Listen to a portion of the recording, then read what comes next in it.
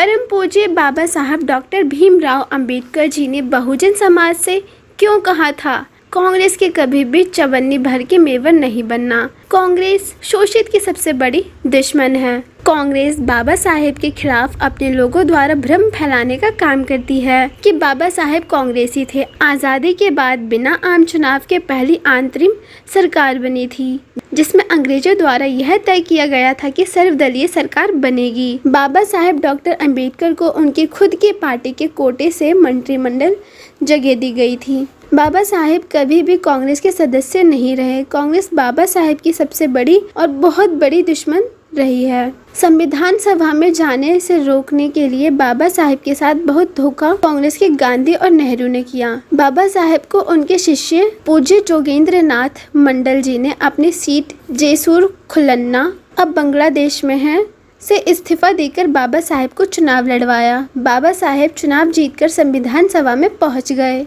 अब शोषित वंचित समाज के सबसे बड़े दुश्मन गांधी ने चाल चली। जैसूर खुलन्ना को पाकिस्तान के हिस्से में दे दिया से बाबा साहेब पाकिस्तानी संविधान सभा के सदस्य हो गए, जबकि यह तय हुआ था कि जिस हिस्से में 50% से ऊपर मुस्लिम समाज की आबादी होगी तो वह पाकिस्तान में जाएगा, लेकिन यहाँ 60% से 70% आबादी दलित समाज की थी। अब बाबा साहेब इंग्लैंड पहुंचे और वहाँ के प्रधानमंत्री से मिलकर अपनी बात रखी। बाबा साहेब ने बताया कि मेरा समाज भारत में रहता है, मैं पाकिस्तान जाकर क्या करूंगा।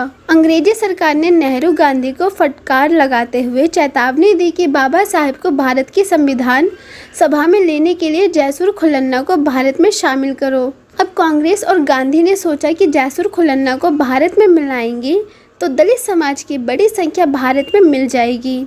आने वाले समय में संख्या बल के हिसाब से ये देश की सत्ता पर काबिज न हो जाए। इन सभी बातों को ध्यान में रखकर कांग्रेस ने पूना सीट से अपने सदस्य जयकर को बाबा साहेब को निर्दलीय चुनाव लड़वाकर संविधान सभा में भेजा। 50 में धोखेबाज कांग्रेस और नेहरू ने बाबा साहेब के खिलाफ उनके ही पीए काजोलकर नाम के चमार को खरीद लिया और बाबा साहेब के सामने खड़ा कर दिया। नेहरू ने उस समय 25,000 रुपए की मोटी रकम काजोलकर को दी थी, जो आज सैकड़ों करोड़ रुपए के बराबर है।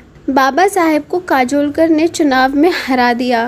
1954 में बाबा साहेब ने भंडारा से चुनाव लड़ा। वहां भी कांग्रेस ने बोरकर नाम के चमार को खड़ा किया और धन बल से वोट खरीदकर बाबा साहेब को हरा दिया। बाबा साहेब के त्याग, तपस्या और बलिदान से अंग्रेजों से लाया गया जब कांग्रेस और गांधी ने छीन लिया था, उस समय जगजीवन राम जैसे गांधी के गुलाम बाबा साहेब के खिलाफ खड़े थे। कांग्रेस ने हमेशा जगजीवन राम को बाबा साहेब के खिलाफ हथियार के रूप में इस्तेमाल किया था। बाबा साहेब को कांग्रेस के जगजीवन राम के होते हुए भारत रत्न नहीं दिया। कांग्रेस और जगजीवन राम ने बाबा साहेब अंबेडकर के नाम और उनकी विचारधारा को जमीन में दफन कर दिया था। कांशीराम भारत की धरती पर पैदा हुआ, जिसने अपने बाप और उसकी विचारधारा दोबारा से जिंदा किया और अंबेडकरवाद की सबसे बड़ी दुश्मन कांग्रेस से बदला लेते हुए उत्तर प्रदेश की धरती कांग्रेस को उखाड़ फेंका। संसार के कोने कोने में जय भीम जय भारत का नारा बुलंद करने वाले सिर्फ और सिर्फ मान्यवर कांशीराम साहब और उनकी बीएसपी है।